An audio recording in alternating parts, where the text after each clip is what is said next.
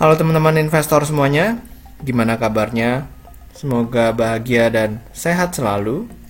Di video kali ini saya ingin coba membahas PT Semen Indonesia Tbk.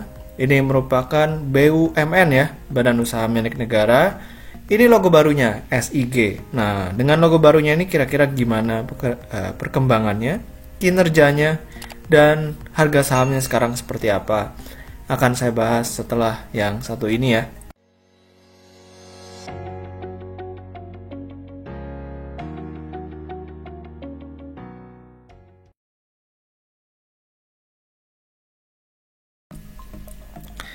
Nah, jadi kita akan langsung mulai aja dengan profil perusahaannya. Ini saya ambil dari materi public expose-nya ya. Dibilang BUMN kenapa? Karena dimiliki 51,01% pemerintah Republik Indonesia. Sebesar 48,99% dipegang oleh publik. Dan lokasi pabriknya sekarang udah bukan di Indonesia aja, tapi juga di Vietnam. Lokasi pasarnya juga bukan di Indonesia aja, tapi udah ke Asia, Australia, dan juga Pasifik. Jadi, walaupun namanya Semen Indonesia, tapi udah go internasional ya ternyata ya. Makanya sekarang logonya juga udah keren banget dibandingin yang sebelumnya. Kalau di sini fakta-faktanya ya, perseroan ini memiliki kapasitas produksi sebesar 52,6 juta ton per tahun. Jadi ini udah yang paling besar. Bahkan di sini ditulis nomor 1 kapasitas terbesar produsen semen di Asia Tenggara. Jadi udah bukan cuma di Indonesia aja, tapi ternyata udah di Asia Tenggara udah menjadi yang nomor 1. Market share di Indonesia 53% ya sampai dengan Juni 2020. 9 pabrik semen terintegrasi di 8 lokasi di Indonesia dan juga di Vietnam.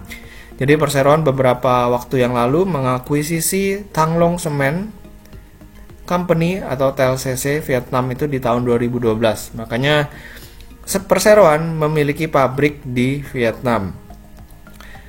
Nah, jadi sebelumnya Semen Indonesia ini memiliki nama Semen Gresik, tapi karena makin besar ya berkonsolidasi dengan Semen Padang, Semen Tonasa, dan juga terakhir mengakuisisi Holcim Indonesia ya, yang saat ini namanya Solusi Bangun Indonesia, akhirnya namanya berubah menjadi PT Semen Indonesia Tbk. Nah, sekarang ini kita akan melihat area operasionalnya. Jadi kalau misalnya di Indonesia ya, dari Sabang sampai Merauke ada semua ya, dari Aceh, ya, North Sumatera, West Sumatera, Bengkulu, Lampung. Nah, ini semuanya ada. Dan di Vietnam di sini kita lihat juga ada ya. Mulai dari integrated cement plants, ada packing plants-nya juga ada grinding plants dan juga ports-nya juga ada. Oke, jadi komplit banget si Semen Indonesia Tbk yang satu ini. Lalu untuk kapasitas terpasangnya, ya kalau Semen Indonesianya sendiri 35,5, cuman kan baru mengakuisisi Solusi Bangun Indonesia atau Holcim ya. Ini memiliki 14,8 juta ton per tahun. Nah, memang satunya Indosemen 25,5, ini yang terbesar kedua setelah Semen Indonesia sendiri. Tapi kalau misalnya digabung, otomatis Semen Indonesia dan Solusi Bangun Indonesia ini market share-nya sangat besar ya, kalau boleh dikatakan. Jadi total kapasitas terpasang ini 112,4 juta metric ton ya, dengan volume produksi 76,1. Supply-nya itu mencapai 69,8 juta ton. Ya, utilisasi nasional masih 67%. Jadi sebenarnya buat meningkatkan produksi itu masih ada ruang ya, sekitar 33%. Nah, karena kondisi oversupply yang ada di market Indonesia, akhirnya dilakukan yang namanya ekspor. Ya, kalau nggak diekspor, otomatis semennya di Indonesia terlalu banyak ya, dan itu akan menyebabkan tekanan pada industri nasional.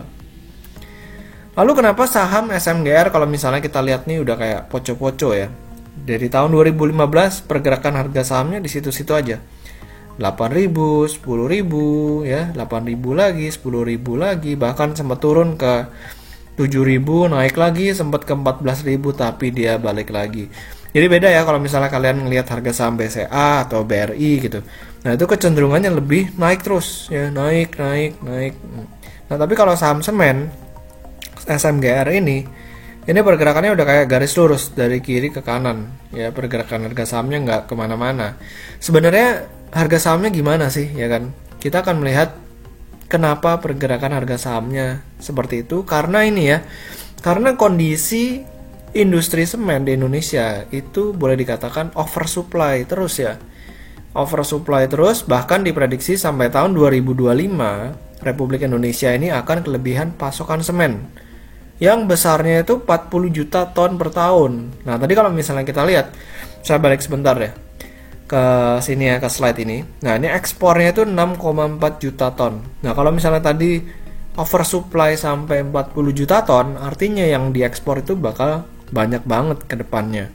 Nah, kira-kira siapa yang bisa melakukan penetrasi atau melakukan ekspor ke pasar luar negeri? Saya rasa semen Indonesia bisa ya, karena udah ada base di Vietnam dan udah mulai melakukan ekspor.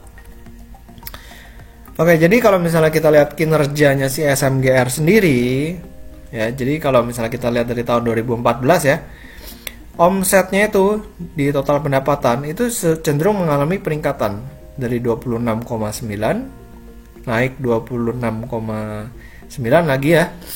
Cenderung turun tapi mulai naik lagi. Nah, ini habis akuisisi naik menjadi 40,3 triliun di tahun 2019. Tapi walaupun omsetnya naik hampir 2 kali lipat, tapi ternyata labanya malah turun lebih dari 50%. 5,5 triliun menjadi 2,3 triliun. Ya, jadi sebenarnya harga sahamnya kalau nggak kemana-mana pun sebenarnya masih oke ya, daripada turun kan. Seharusnya kan kalau misalnya labanya turun cukup signifikan seperti ini, harga sahamnya juga turun. Tapi ternyata harga sahamnya malah cenderung sideways ya, atau datar gitu kan. Nah, kalau misalnya kita lihat dari sisi PE band-nya atau price to earning ratio band, ini saya ambil dari Stockbit ya.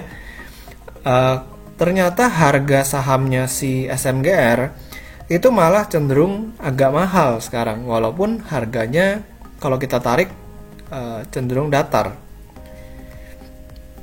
Yang dulunya mereka ini, saham ini berada di lower PE band, sekarang itu malah udah di atas rata-rata ya, rata-rata PE band. Bahkan kemarin walaupun sempat naik ke 14.000, ini udah di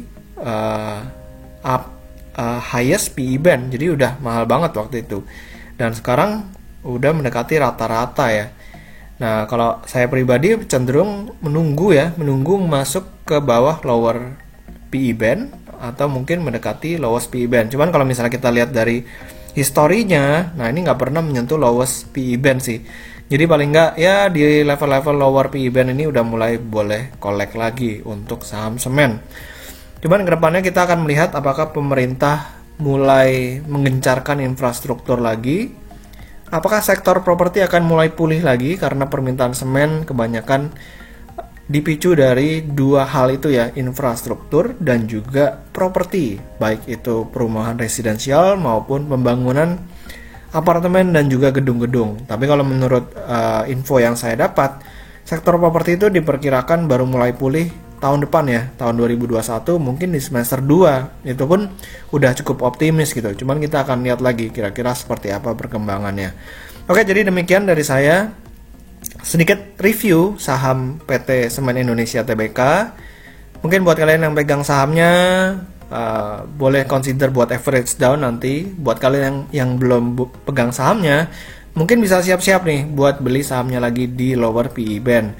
Cuman disclaimer on, silahkan lakukan pekerjaan rumahnya lagi masing-masing. Semoga video kali ini bermanfaat ya. Buat yang belum subscribe, boleh tolong di subscribe terlebih dahulu dan follow Instagram saya di Pesan Saham. Sampai ketemu di video berikutnya, selamat berinvestasi.